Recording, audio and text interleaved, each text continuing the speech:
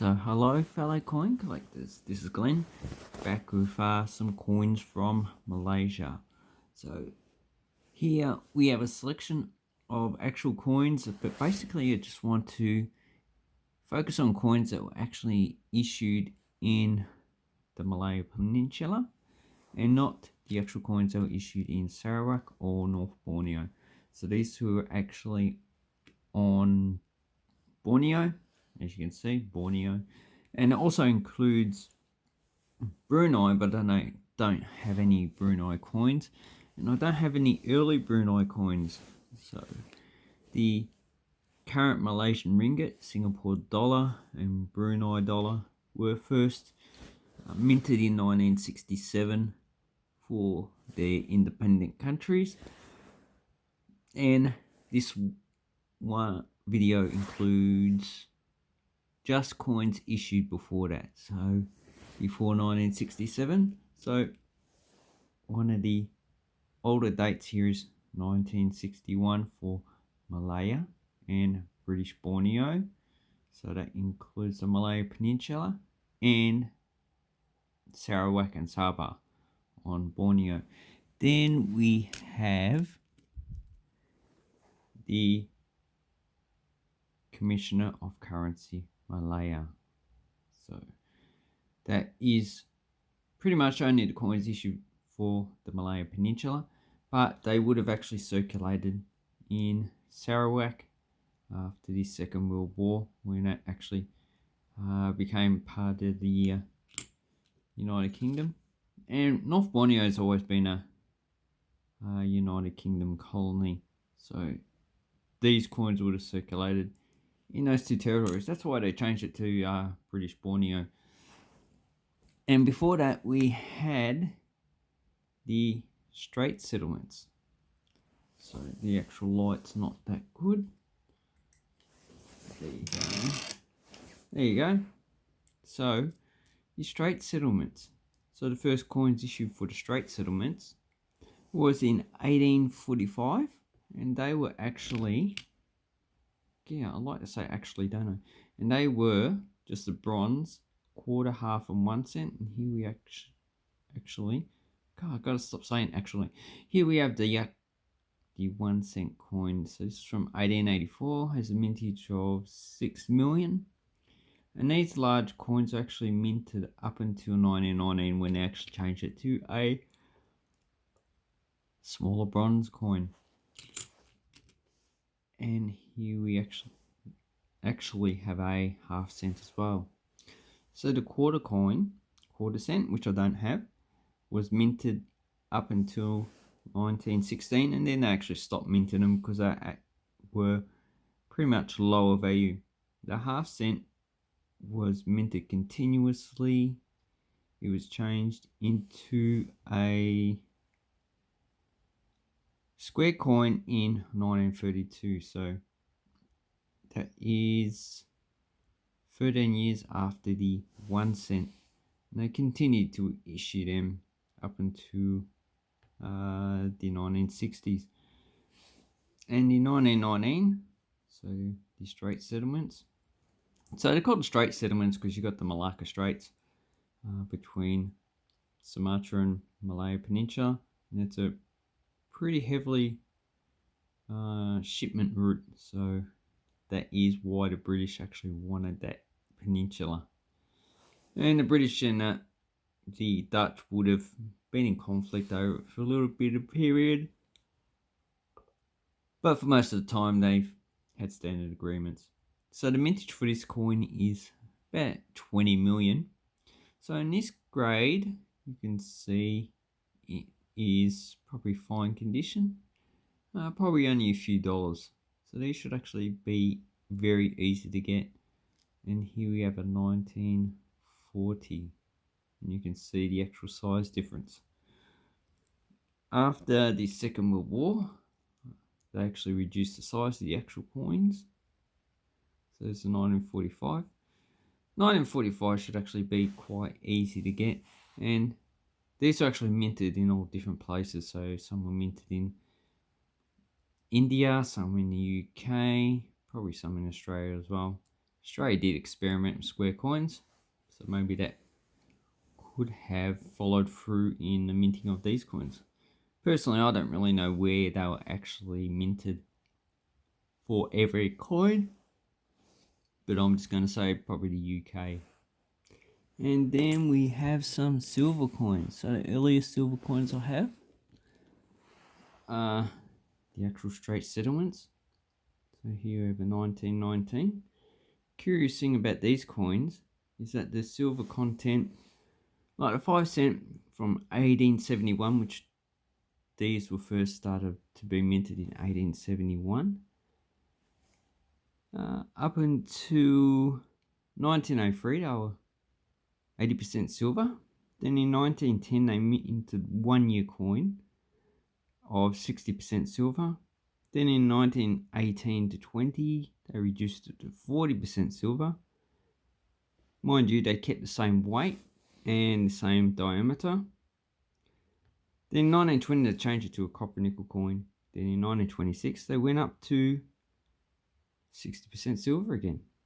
So the 1918 and 20 would have been because of the First World War, which reduced the actual availability of silver and probably also drained the coffers of the British Empire. So that was the start of the decline of the British Empire. And 1919 has a mintage of 6.9 million, but in this condition it's probably only worth bullion value, which is about $1 for this coin. So, but still a good coin to get. Then we have these two 10 cents, and as you can see, these are pretty standard designs, just a denomination, the date, and the issuing authority, and the monarch on the other side. So they're not really an exciting coin, unlike the coins of the independent countries that do exist today. So 1918 had a silver content of 40%, and the 1927 60%. So 1918 had a mintage of 7.5 million. So in this condition, has a silver value of $1.25. But if you wanted to purchase this, you'll probably be paying at least double the silver value. 7.5 million. It's not really rare, not really common. So 1918 shouldn't be too hard to find. The 1927 10 cent has a mintage of 23 million, so it should be very common. Has a silver value of nearly $2. So if you're going to purchase this in this condition, if you look at so this is probably fine condition, I would say, from my experience. Yeah, so probably $3 to $4 you'll be paying for a coin like this. But anyway, if you're in Malaysia, these should actually be very common to actually get. Then we have the 20 cent. And this one is from 1926. So it has a silver content of 60%. And these were minted up until 1935 with George V. So this one's probably in fine condition. These, I did keep it in this just to protect it. And in this condition, it's a good idea actually not to claim the coin. So 1926 had a mintage of 2.5 million. So that's actually quite low. It's not low for this actual issue. The lowest is 1935 with only 1 million. With a silver content of about $3.40 at current silver values. You're probably paying probably at least $5 to $6 for a coin like this. That's what I would buy it for. But most likely is that you'll see most of them being sold for like $10 to $20. So, and this one was also introduced first in 1871, along with the 10 and 5 cent. Then we actually have the 50 cent. So the 50-cent coin, these ones are pretty almost uncirculated, extremely fine. As you can see, you can grade these based on the Australian penny. It's got the diamonds and pearls because they use the same effigy. And these coins were not minted every year. So from 1886, when they were first introduced, to 1901, they did mint them quite a few years, but not every year. And then they stopped minting in 1905, then 1907, 1908. And then they had a little rest. And in 1920 and 21, they actually minted these 2-year coins. So these are, and they reduced the silver content to 50%. Then 1902 to 05 were 90% for some reason. And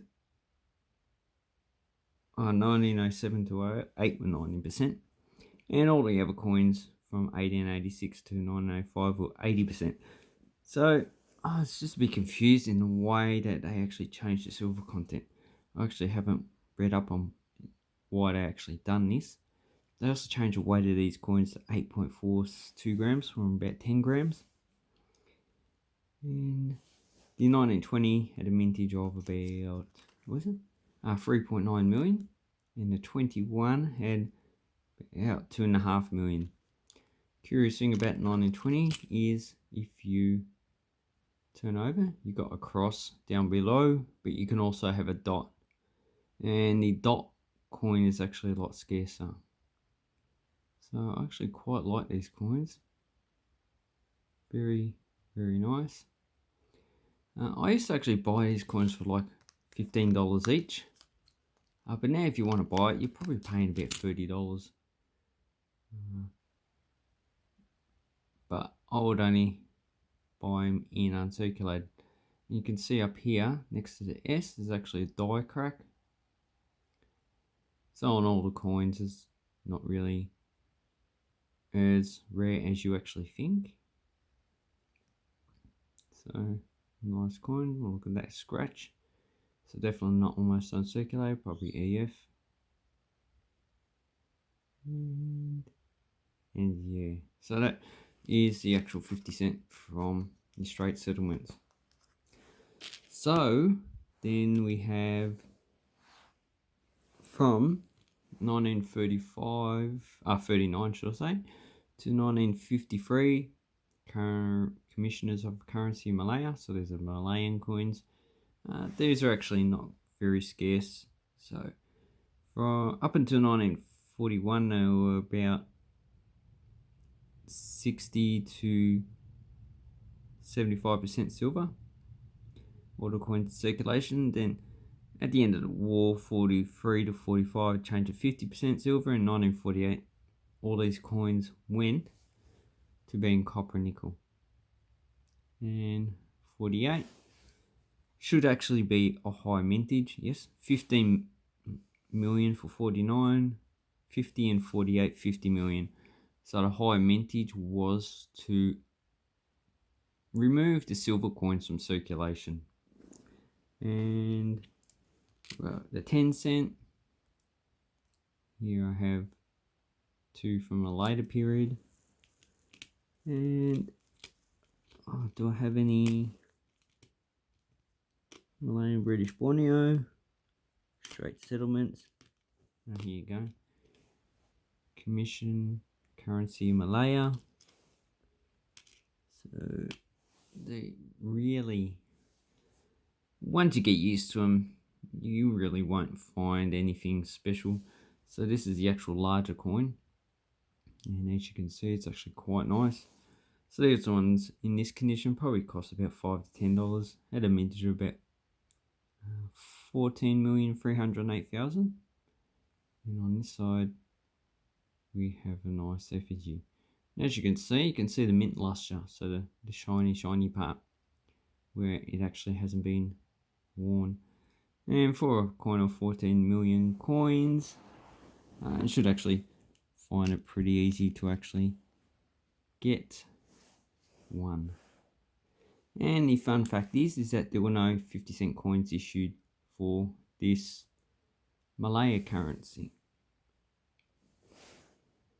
Now in 1953 they actually changed the coins from Malaya to Malayan British Borneo.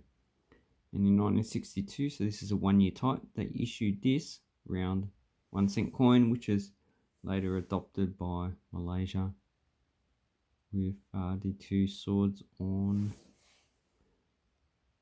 the reverse, and these are the Malay Kris swords. This coin has a mintage of 45 million, so it should actually be quite easy to get. And the other denominations should also be high mint.